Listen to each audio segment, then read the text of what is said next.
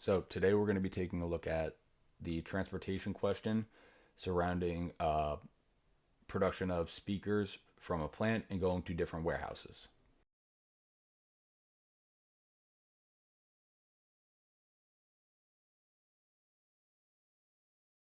So quick refresher on this, plant 1 outputs 400 speakers per time period, while plant 2 outputs 600. The speakers are getting shipped to 3 different warehouses. We'll call them warehouses A, B, and C. And warehouse A needs at least 200 speakers to be sent out, 300 for plant B or warehouse B, and 400 for warehouse C. The shipping costs from plant 1 going to warehouse A are $20, to warehouse B is $8, and to warehouse C is $10. Then the shipping costs from plant 2 to warehouses A, B, and C are $12, $22, and $18 respectively. So the first thing I want to point out here is my objective equation where C is equal to 20x1 plus 8x2 plus 10x3, etc.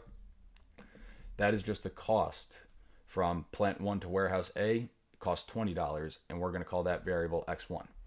Then from plant 1 to warehouse B, we'll call that x2. Plant 1 to warehouse C3, or plant 1 to warehouse C is x3. Plant 2 to warehouse A is x4. Plant 2 to B is x5. Plant 2 to C is x6. Now the plant 1 output is just the variables of x1, x2, and x3 getting added together, and that has to be less than 400 speakers. Then for plant 2, it's x4, x5, and x6, and that has to be less than 600 speakers. Now in terms of the output for each warehouse, how much speakers they're sending out, going out for sales and shipping, that's going to, at a minimum, warehouse A has to produce 200 speakers, warehouse B is 300, and then warehouse C is 400.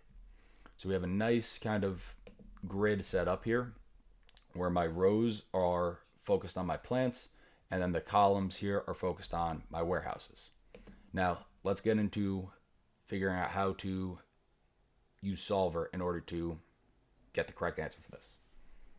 So for the output here, for plant 1, I'm just going to use sum instead of sum product. And the reason I'm using sum instead of sum product is because down here,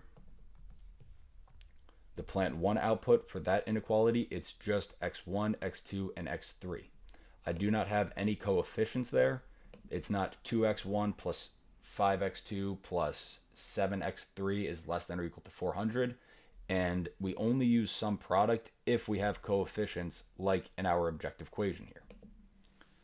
So now for my column on warehouse A, I need to do the same thing. I'm doing the sum of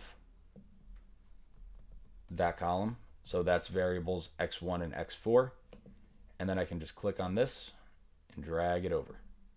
Now, we also have to take care of our objective equation. And now for our objective equation, we're going to be using sum product because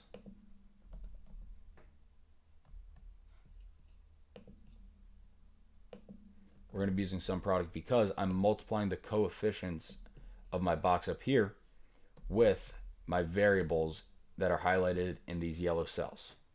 And don't forget to lock those in by hitting F4 on a Windows laptop or whatever button it is for Apple.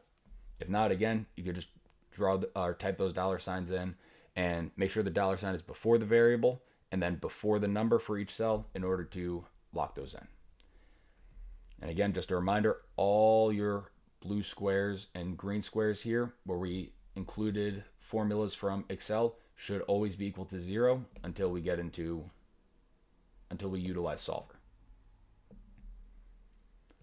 So again, just for a solver here, my objective equation, I'm going to look to minimize that because I want to minimize my costs.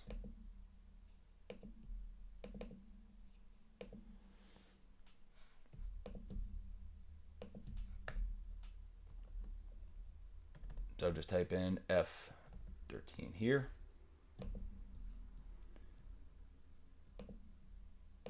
Variables.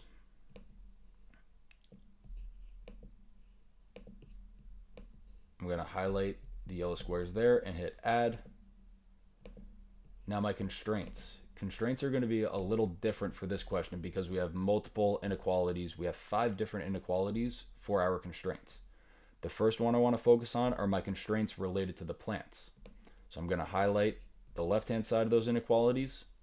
They are less than or equal to 400 and 600. And then the right-hand side of my inequalities, I'm just going to highlight that and click Add. Now I'm going to do the same thing, but for the constraints on the warehouses. So for this, I'm going to highlight my blue cells, and I need to change my inequality sign to greater than or equal to, because that's the signs for those inequalities. And then the right hand side, 200, 300, 400, highlighted, hit Add.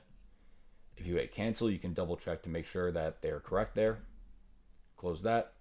We don't need to do anything with model here. And then for engine, to change that to standard LP/simplex, close it. And then we hit run.